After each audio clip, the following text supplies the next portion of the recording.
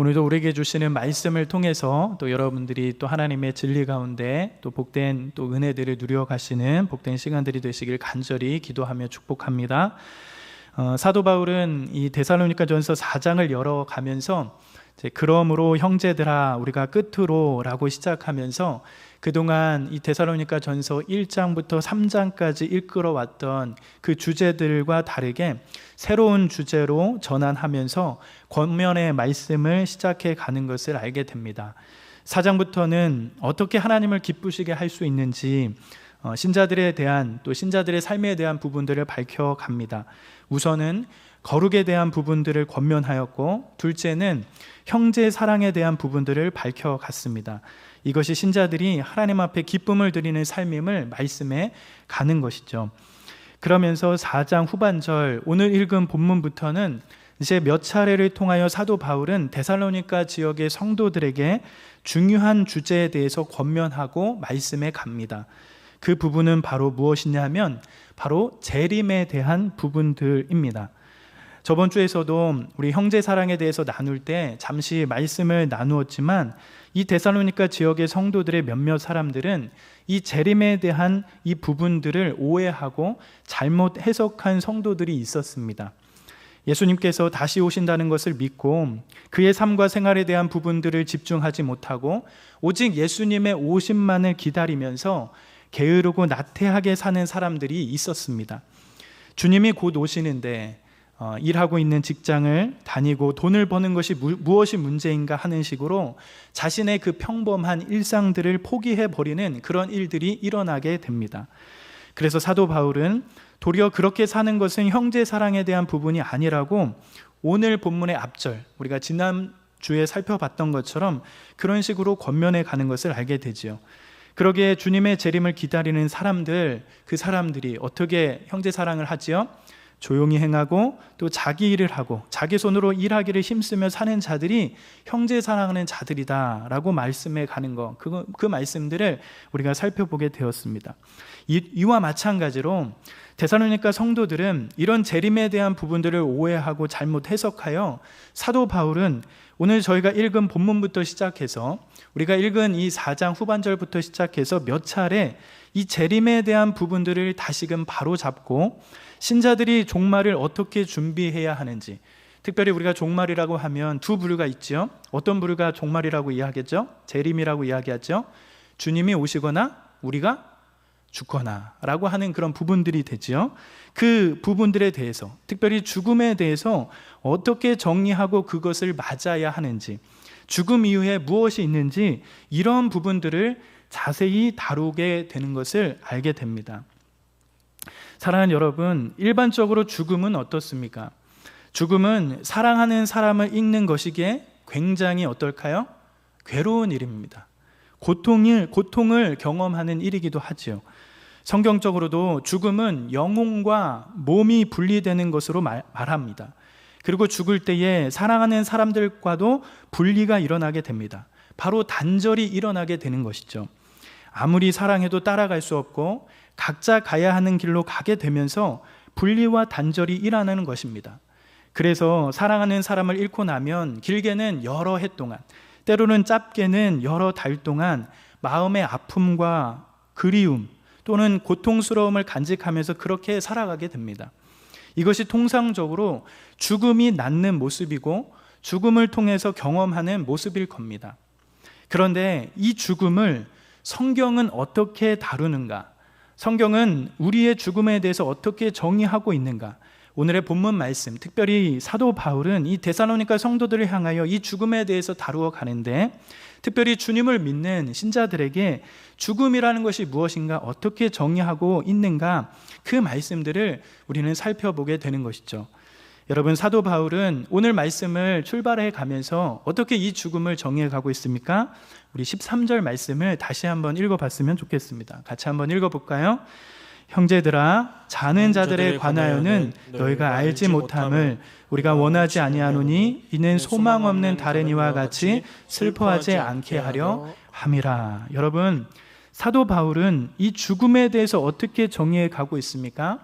믿는 사람들의 죽음에 대해서 어떻게 해석하고 있죠? 사도 바울은 뭐라고 말씀해 가고 있습니까? 자는 자들에 관하여는 너희가 알지 못함을 우리가 원하지 않는다라고 이렇게 말해가고 있습니다. 즉 죽음에 대해서 너희가 알지 못하는 것을 원하지 않는다라는 겁니다. 죽음에 대해서 제대로 바라보고 반응하기를 원한다라는 것이죠. 왜 그렇게 해야 한다고 말하고 있습니까? 그것은 바로 13절 하반절에 밝히고 있는 것처럼 이는 소망 없는 다른 이와 같이 슬퍼하지 않게 하기 위함이다 라고 이렇게 말씀해 가고 있는 것입니다.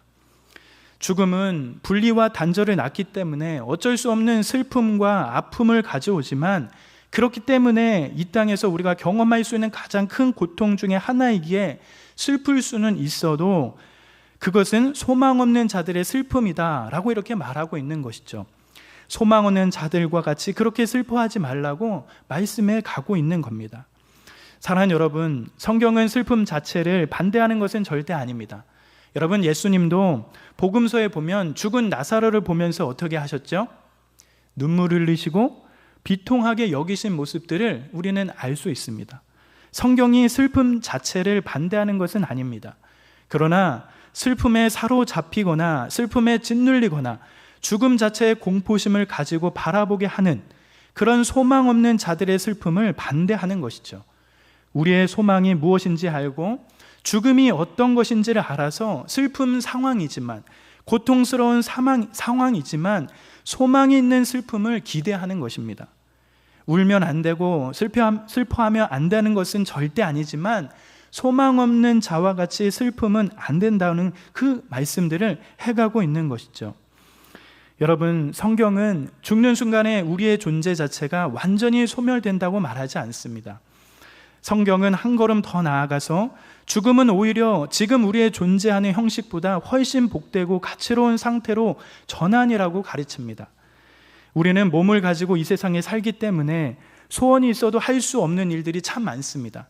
그러나 몸과 영혼이 분리되면 우리는 더 온전히 하나님과 친밀한 사귐과 교통 안으로 들어가게 되고, 몸을 가지고 있는 지금의 어떤 상태보다도 죽음을 통과한 우리의 존재가 훨씬 낫고 복된 자리로 있게 됨을 알게 되는 것이죠. 이것이 성경의 죽음을 바라보는 관점입니다.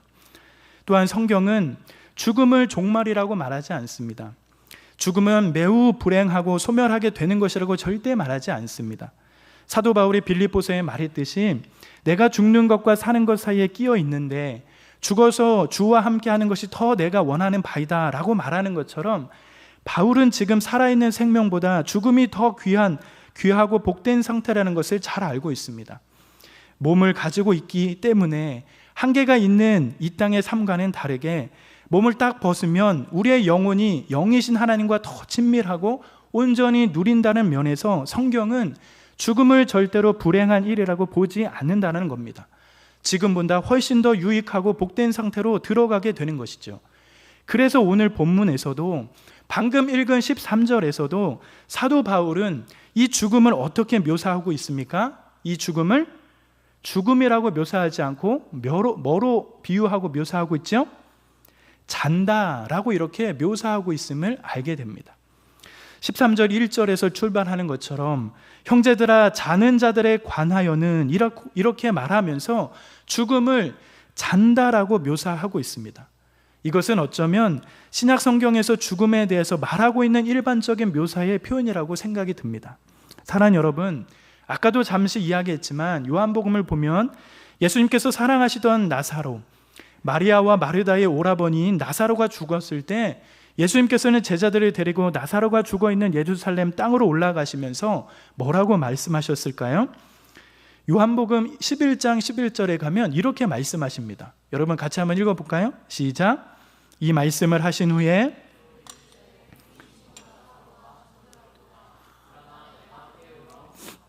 여러분, 죽은 나사로를 보시면서 제자들과 함께 가신 그 예수님께서 이 나사로의 상태에 대해서 어떻게 표현하시죠? 나사로가 어떻게 됐답니까? 잠들었다, 이렇게 말씀합니다. 그리고 사도행전 7장을 보면 첫 번째 순교자인 이 스데반이 등장하는데, 스데반이 죽었을 때, 죽음을 당했을 때 성경은 그 스데반의 죽음을 어떻게 묘사하고 있지요? 사도행전 7장 60절에 보면 이렇게 말씀을 해갑니다. 여러분 한번 볼까요? 사도행전 7장 60절입니다. 7장 60절인데 제가 잘못 눌렸나 봐요. 네. 여러분 7장 60절에 가면 어떻게 표현하냐면 이 스데방의 죽음도 잔이라라고 이렇게 표현을 해갑니다. 그리고 흔히 부활장이라고 부르는 고린도 전서 15장에 가면 이 죽음을 어떻게 묘사하냐면 15장 6절에 가면 이렇게 또한 묘사를 해요. 같이 한번 읽어볼까요? 시작.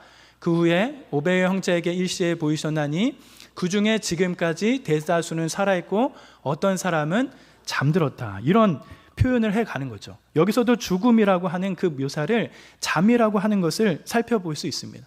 즉 신약 성경에 이 죽음을 종종 잔다, 잠이라 이렇게 표현하는 그런 말들을 많이 볼 수 있게 되죠. 그런데 성경을 잘 가만히 살펴보면 예수님의 그 죽음을 잠이라고 묘사하는 데는 아무 데도 없다는 것을 알게 됩니다. 예수님의 죽음은 죽음이었죠. 반면 성도들의 죽음은 대부분 신약 본문에서는 잔다라고 표현을 하고 있는 것입니다. 여러분 실제로 성경의 관점에서 보면 죽음은 사람의 자연스러운 삶의 경험이 아닙니다. 성경은 사람이 나는 것처럼 때가 되면 죽는 것이 당연한 삶의 과정이라고 절대로 말하지 않습니다. 하나님께서 사람을 지으실 때 어떻게 지으시죠? 하나님의 형상과 모양에 따라 지으시기 때문에 우리는 완전하고 온전한 존재로 지어졌습니다. 그런데 그런 온전함과 완전함 속에 무엇이 들어옵니까? 사망이, 이 죽음이 사람의 삶에 들어오게 됩니다. 죄에 대한 하나님의 심판과 형벌로 사람의 삶 속에 이 죽음이라는 것, 사망이라는 것이 들어오게 되죠. 창세기 3장에 보면 동산 중앙에 있는 나무의 실과를 먹으면 반드시 죽으리라 라고 이렇게 말씀하는 것처럼, 반드시 죽으리라 라고 하는 것처럼, 죽고 또 죽을 것이다 라고 이렇게 이야기하는 것처럼 죽음에 대한 이야기가 나오게 되는 것을 알게 됩니다. 죄가 사람의 삶에 들어오자 이에 대한 형벌과 심판으로 사람들은 사망 앞에 굴복하게 되는 모습들을 보이게 되죠. 당연한 삶의 과정이 아니라 죄의 결과가 죽음이요 사망이었다는 사실들을 알게 됩니다. 그런데 여러분들이 잘 아시는 것처럼 예수님께서 인간의 몸을 입고 이 땅에 오셔서 우리를 대신하여 죄를 짊어지시고 죽으셨습니다. 예수님께서 십자가에 달려 돌아가심으로 우리를 대신하여 사망의 형벌을 받으셨습니다. 그래서 부활을 다루는 고린도전서 15장 마지막 절을 가면 이렇게 말씀하시죠. 사망아, 너의 승리가 어디 있느냐? 사망아, 내가 쏘는 것이 어디 있느냐라고 반문하면서 이제 사망은 형벌과 심판과 저주로서 우리에게 올 수 없다라고 그렇게 선언해 가는 것을 알게 됩니다. 예수님을 믿는 모든 진실한 성도들에게 이제 사망이란 과정이 남아있긴 하지만 여전히 형벌의 그 요소로서, 쏘는 것의 그 요소로서 우리를 사망 아래에 가두지 못하고 예수님과 함께 사라진 것이 되었다라는 겁니다. 그러므로 우리에게 사망은 삶의 한 과정이지만 형벌과 심판의 요소는 제거되었습니다.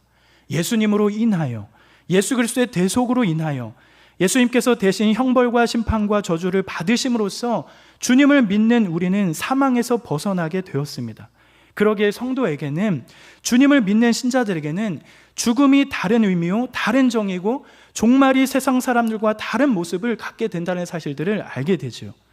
마치 사도 바울이 죽음을 잔다라고 표현한 것처럼 주님을 믿는 자들에게 이 죽음이 다른 것이라고 밝혀가는 것처럼 죽음에 대해서 예수님 안에 있으니까 이 죽음이라는 것 자체가 다른 의미가 되었다는 것을 알게 되죠. 그렇다면 여러분, 이 죽음을 잔다라고 표현해 갈 때, 잔다라고 비유해 갈 때 이 잠이라고 하는 것은 어떤 뜻이 담겨 있는가? 잠이라고 죽음을 표현할 때 이것이 우리에게 주는 의미는 무엇인가? 우리는 생각해 볼 필요가 있습니다. 여러분, 우선은 죽음을 잠이라고 표현할 때 우리에게 주는 의미 중 첫 번째는 바로 안식에 있습니다. 우리 따라 해볼까요? 안식에 있다. 여러분, 안식입니다. 여러분, 우리가 삶을 살아가면서 경험하는 잠은 어떻습니까? 잠은 우리의 고된 하루 일과를 멈추고 쉬는 것을 상징하는 것 중에 하나입니다. 수고로운 일과와 삶의 고통과 수고를 멈추고 안식과 쉼으로 들어가는 것 중에 하나가 잠인 것이죠. 그래서 잠을 자고 일어나면 어떻게 됩니까? 재충전이 되기도 하고 피로도 풀리고 쉼을 통해 새로운 일을 할 수 있는 힘을 공급받는 그런 시간들을 얻게 됩니다. 예수님께서 우리를 대신하여 형벌을 받으셨기 때문에 성도에게 죽음은 더 이상 형벌의 요소가 없어지고 잠의 요소만 남아있는 겁니다. 우리가 믿음으로 살아가긴 하지만 모태로부터 죄를 가지고 태어난 존재이고 육체를 가지고 어느 정도 죄의 결과로 경험하여 이 땅을 살아가는 존재이기에 여전히 인생은 고달프고 수고가 많습니다. 그러나 평소에 잠이 우리에게 주는 안식처럼 죽음은 성도에게 그 고달픔과 수고름을 멈추게 하고 예수님과 함께 안식으로 들어가게 되는 복을 누리게 됨을 알게 되는 것이죠. 참 안식을 경험하게 되는 것이 죽음이라고 말씀에 가고 있는 겁니다. 그러므로 우리는 소망 없는 사람들처럼 죽음을 막연하게 두려워하면 안 되는 것이죠. 우리가 언젠가는 사랑하는 사람을 잃게 될 때 슬픔이 없을 수는 없을 겁니다. 그러나 소망 없는 사람처럼 슬퍼하는 것이 아니라 내가 사랑하는 사람이, 내가 그렇게 보고 싶었던 그 사람이 이제는 더 모든 수고를 다 멈추고 쉼 안으로 들어간 줄 알고 이로 인하여 위로를 받고 소망을 가질 수 있다는 것, 그 확신을 가져가는 것이죠. 그렇게 우리는 죽음을 이해하고 믿음으로 이 죽음을 바라보아야 하는 것입니다. 또한 여러분, 성경은 죽음을 잔다라고 표현하는데 이 잔다라는 이 표현이 어떤 의미가 있는 것일까? 안식과 더불어 두 번째 생각해 볼 것은 바로 잠은 언제나 깨는 순간이 온다라는 것입니다. 따라해 볼까요? 잠은 언제나 깨는 순간이 온다. 이렇게 청년부 예배 때 잠을 자지만 언제나 깨는 순간이 옵니다. 그 잠의 특징이죠. 잠은 영원한 것이 아닙니다. 잠은 우리를 흔들어 깨우는 순간을 보여주는 표현입니다. 여러분, 우리가 평소에 자는 잠도 그렇지 않습니까? 언젠가 깨는 순간이 있어요. 많이 잔다고 하더라도 언젠가 다시 일어나는 시간이 있습니다. 마찬가지로 성도의 죽음은 영원하지 않고 반드시 우리를 흔들어 깨우는 순간이 온다라는 것입니다. 그때에 우리는 사랑하는 사람과 분리되는 데서 오는 고통과 아픔이 형용할 수 없는 기쁨으로 바뀌는 순간들을 경험하게 되는 것이죠. 주님이 우리를 잠에서 흔들어 깨우시는 것처럼 이 순간은 반드시 온다는 사실들을 보여주는 표현으로 이 잠이라는 그 비율들을 들여가고 있음을 알게 됩니다. 여러분, 성도의 죽음은 더 이상 죽음이 아니라 잠인데 죽음의 상태로 영원히 존재하는 것이 아닙니다. 반드시 다시 깨어서 우리에게 형용할 수 없는 회복의 기쁨을 반드시 가져다 줍니다. 다시 몸과 영혼이 만나서 영생이 담을 수 없는 이 몸이 아니라 변화된 영생을 담아내는 복된 몸과 우리의 영혼이 만나서 우리를 정말 완전하게 하는 그 복된 만남이 되어지는 그때가 반드시 온다라는 겁니다. 사망으로 인해 사랑하는 사람들을 떠나보내고 우리 역시 언젠가는 떠나야 하지만 주님이 우리의 잠을 흔들어 깨우시는 시간이 오면 그 그립고 귀한 사람의 얼굴을 마주하며 만나게 되는 그런 복된 순간이 온다라는 그 말씀을 해 가시는 것이죠. 그러기에 여러분, 우리는 어떤 것입니까? 소망 없는 자와 다른 것입니다. 우리에게도 죽음이란 아픈 것이지만 또한 사랑하는 사람을 떠내야 보내는 그 슬픔들이 있지만 소망 없는 자와 다른 것입니다. 우리는 우리를 흔들어 깨우실 예수 그리스도의 오심을 기다린다는 것이죠. 사망도 이기지 못할, 사망 자체가 짓누르지 못할 주님이 우리를 흔들어 깨우셔서 우리의 영혼이 주님을 충분히 누리다가 몸까지도 주님의 영광을 모셔 드리게 되는 소망이 우리 앞에 반드시 있다라는 겁니다. 그러기에 우리는 죽음이 슬프지 않은 것은 아니지만 소망 없는 자와 같이 슬퍼하는 것은 우리 주님을 믿는 자들이 합당하지 않은 일임을 알게 되는 것이죠. 그러면 여러분, 우리가 죽음을 잠으로 보고 소망 없는 자처럼 죽음을 슬프게 맞이하지 않을 근거는 어디에 있을까요? 어떤 근거로 우리가 죽음을 잠으로 보고 죽음 앞에 슬프게만 있지 않는 이유가 어디에 있을까요? 바로 13절 뒤에 14절의 말씀에 이렇게 나오는데, 사실은 우리 한글 성경에는 없지만 이 14절 앞에는 원문에 보면 왜냐하면이라고 하는 이 접속사가 붙어 있습니다. 그러니까 13절 우리의 죽음 가운데 슬퍼할 수 없는 이유는 14절 왜냐하면이라고 하며 이 14절의 말씀이 나오게 되는 것이죠. 즉 죽음을 앞에 두고 우리가 슬퍼할 수 없는 근거가 여기에 있다는 겁니다. 여러분, 사도 바울이 어떻게 밝히고 있죠? 우리 14절 말씀 같이 한번 읽어봤으면 좋겠습니다. 같이 한번 읽어볼까요? 시작. 우리가 예수께서 죽으셨다가 다시 살아나심을 믿을진대 이와 같이 예수 안에 자는 자들도 하나님이 그와 함께 데리고 오시니라. 여러분, 우리가 죽음이 마지막이 아니라는 것을 어떻게 알 수 있을까요? 우리가 죽음이 앞에 있지만 그 죽음이라는 것 자체가 슬퍼하지 않는 그 근거가 어디에 있는 것입니까? 14절 말씀을 보면 왜냐하면 예수께서 죽으셨을 뿐 아니라 어떻게 하셨기 때문에? 다시 살아나셨기 때문이다. 이렇게 말씀해 가고 있는 겁니다. 여기에 우리의 믿음의 근거를 두고 또한 그 말씀을 약속하고 있다라는 것입니다. 사랑하는 여러분, 예수님께서 다시 살아나셨기 때문입니다. 성경은 예수님의 죽음과 부활을 다룰 때마다 예수님께서 죽으셨고 예수님께서 살아나셨다고만 말하지 않고 예수님께서 우리를 위하여 죽으셨으므로 우리가 예수님과 함께 십자가에 못 박혔고 예수님께서 살아나심으로 우리가 예수님과 함께 살아났다고 선포하고 선언하고 있다는 겁니다. 그래서 예수님께서 우리에게 나를 영접하는 자는 누구든지 영생을 얻을 것이라고 말씀하시는 것입니다. 예수님의 생명과 부활은 곧 우리의 생명과 부활의 확실한 증거이고 표시이기 때문에 예수님께서 부활하신 것이 우리가 소망 없는 자처럼 죽음을 슬퍼하지 않을 근거가 되는 것입니다. 여러분, 그래서 부활장이라고 말하는 고린도전서 15장에서는 예수님의 이 부활을 말하면서 사도 바울은 예수님께서 잠자는 자의 첫 열매가 되셨다라고 말씀해 갑니다. 부활하는 자들의 첫 열매가 되셨다고 말씀해 가지요.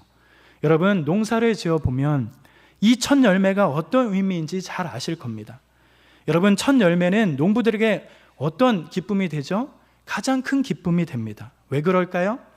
첫 열매는 그 자체도 기쁨이지만 첫 열매가 맺히는 그때부터 뭐가 시작됩니까? 본격적인 추수가 시작되는 것을 알 수 있습니다. 반드시 첫 열매가 맺히면 그 뒤로 어떻게 되는 것이죠? 반드시 많은 수확을 할 거라는 그 기대를 갖게 만든 겁니다. 바로 첫 열매가 그런 의미가 있죠. 성경은 본격적인 부활의 첫 열매가 예수님의 부활이라고 말씀해 가는 겁니다. 예수님의 살아나심, 예수님의 부활은 주님을 믿는 자들에게 죽음을 이기는 부활을 믿을 수 있는 그 증거들이 되는 것입니다. 사망이 이제 더 이상 우리를 통치할 수 없는 새로운 새 시대를 사는 그런 일들이 일어난 것이며 하나님의 백성으로 이 땅에 사망을 두려워하거나 염려하지 않고 사랑하는 사람들을 떠나보내야 할 때 소망 없는 사람처럼 슬픔에 사로잡히지 않게 만든다. 그런 말씀들을 해가는 것입니다. 예수님께서 살아나셨기 때문에 그분이 친히 우리의 부활의 첫 열매가 되셨기 때문에 반드시 그를 믿는 자마다 부활의 그 귀한 영적인 그 풍성함을 누릴 수 있는 것을 알기에 우리는 이 사실들을 근거로 하여 이 죽음이 앞에 있어도 이 죽음을 두려워하거나 고통스럽게 바라보지 아니하고 슬퍼하지 않고 기쁨으로 바라보며 나아갈 수 있다는 것들을 알게 되는 것이죠. 그러면서 여러분, 이 사망을 다룰 때 한 가지의 문제가 생길 수 있습니다. 여러분, 15절을 같이 한번 읽어볼까요? 15절 같이 한번 읽어보도록 하겠습니다. 시작. 우리가 주의 말씀으로 너희에게 이것을 말하노니 주께서 강림하실 때까지 우리 살아남아 있는 자도 자는 자보다 결코 앞서지 못하리라. 여러분, 이 말씀을 읽으면 조금 해석하기 어려운 부분이 되기도 합니다. 이 말씀이 왜 나오는가 하는 그런 생각도 들게 되죠. 그런데 여러분, 이 부분을 이해하기 위해서는 배경을 조금 이해할 필요가 있습니다. 여러분, 데살로니가 교회와 성도들은 예수님의 재림을 정말 간절히 사모하며 기다렸습니다. 그러다 보니 이 재림에 대한 오해가 있었다고 했습니다. 금방 올 줄 알았던 주님의 재림이 지체되면서 성도의 일부 중에 어떤 이들은 죽음을 경험하게 됩니다. 같이 간절히 주님을 기다렸는데 주님이 오시기 전에 죽는 성도가 나오기 시작하자 아직 믿음이 어린 성도들에게 두려움이 밀려오기 시작합니다. 예수님의 재림을 기다리며 때로는 예수님의 재림을 기다리다가 죽으면 혹시나 예수님의 생명의 구원, 복락과 유익과 관계가 없어지는 것은 아닐까? 혹시 먼저 죽는 사람은 살아서 예수님을 재림을 경험하는 자들보다 유익을 덜 받지 않을까 하는 그런 오해가 생기기 시작했습니다. 그래서 사도 바울은 이 재림에 대해서 뭐라고 말하고 있는 겁니까? 우리 살아남아있는 자도 자는 자보다 결코 앞서지 못한다. 즉 살아남아서 예수님을 맞이하게 되는 사람도 먼저 죽은 사람보다 더 큰 유익을 누리는 것이 아니라는 그런 말씀을 해가는 것입니다. 주님이 오실 때까지 살아있든 주님이 오시기 전에 죽든 관계없이 예수 그리스도의 완전한 대속의 은혜로 자격 없는 우리에게 베풀어 주신 예수님의 공로로 하나님의 사랑 때문에 우리가 완전하고 영원한 구원을 얻게 되는 것입니다. 살아서 주님의 오심을 맞이하게 되는 자나 먼저 죽은 자나 누구나 할 것 없이 완전하고 영화로운 구원을 손색 없이 얻게 될 것이라고 말씀해 가는 것이죠. 그러니까 여러분 16절과 17절 사도 바울은 추가적으로 이렇게 또한 말씀을 밝혀가요. 여러분 16절과 17절 또 한번 읽어볼까요?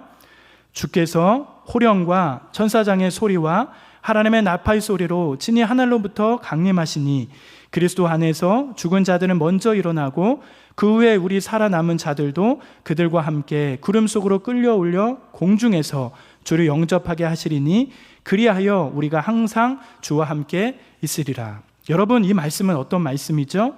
주님이 오시기 전에 죽었던 성도들이 먼저 일어난다고 합니다. 또한 그 영혼이 새로운 육체가 먼저 만난다는 것입니다.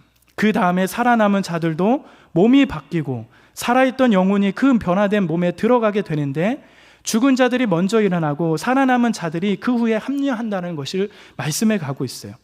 살아서 주님의 오심을 맞이하는 자나 먼저 죽은 자나 누구나 할 것 없이 완전하고 영화로운 구원을 손색 없이 얻게 된다고 말씀해 가는 것이죠. 그러면서 여러분 이 16절 말씀을 가만히 보면 주님이 오실 때 몇 가지 현상이 나타나게 되는 것을 알게 됩니다. 첫 번째 여러분 누가 오신다고 말씀해 가고 있죠? 주께서 오신다라는 겁니다. 우리의 죄짐을 대신 지시고 십자가에 달려 돌아가시고 부활하신 그 주님이 친히 오신다고 말씀해 가고 있습니다.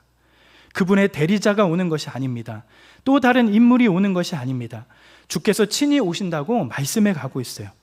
그리고 어디로부터 오시는가? 여러분 어디로부터 오신다고 말씀해 가시죠? 하늘로부터 강림하시리니 라고 말씀합니다. 즉 하늘로부터 오신다고 말합니다.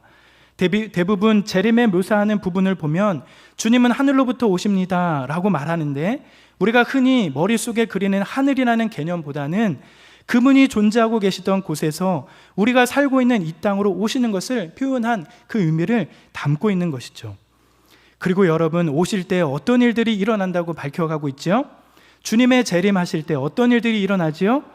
호령과 천사장의 소리와 하나님 나팔 소리로 오신다고 말씀해 가고 있어요. 이 부분은 학자들마다 논란의 여지가 있습니다. 셋 다 다른 소리인가 아니면 한 소리인가 하는 그러한 형태들의 어떠한 논란이 있긴 하지만 중요한 것은 무엇입니까? 사망이 죽은 자들을 내어줄 수밖에 없는 권세 있고 강력한 소리가 주님 오실 때에 함께 임한다는 사실들을 밝혀가고 있는 것이죠. 죽음도 사로잡고 있던 자들이 다 풀어낼 줄 만큼 엄청난 권세 있는 소리들이 온 세상에 일어난다는 것입니다. 모든 사람들이 다 들을 수 있도록 큰 소리와 함께 주께서 직접 이 땅에 오신다고 밝혀가고 있는 것이죠.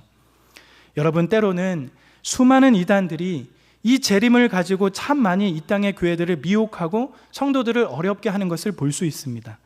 재림에 대하여 오해하게 만들고 때로는 바른 믿음을 주지 못하는 것을 알게 되죠. 그러나 여러분 우리가 아는 것은 무엇입니까?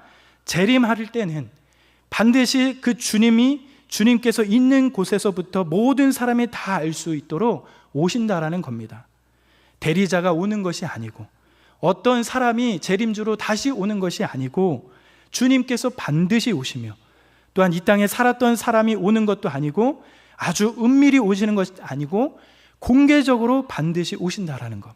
모든 사람이 다 알 수 있도록 모든 인생이 다 볼 수 있도록 주님께서 그렇게 이 땅에 공개적으로 밝히 오신다는 이 사실, 이런 사실들을 우리가 알아가면 재림에 대하여 미혹하는 이단들이나 때로는 오해를 일삼는 그 무리들에 대해서 우리는 잘 구별하며 분별해 갈 수 있다라는 것이죠. 그러면서 여러분 사도 바울은 이 죽음에 대해서 말씀하면서 주님의 재림과 오심에 대하여 권면하면서 이 진리를 통하여 성도들이 어떻게 하라고 말씀해 가고 있지요? 오늘의 종착지이죠.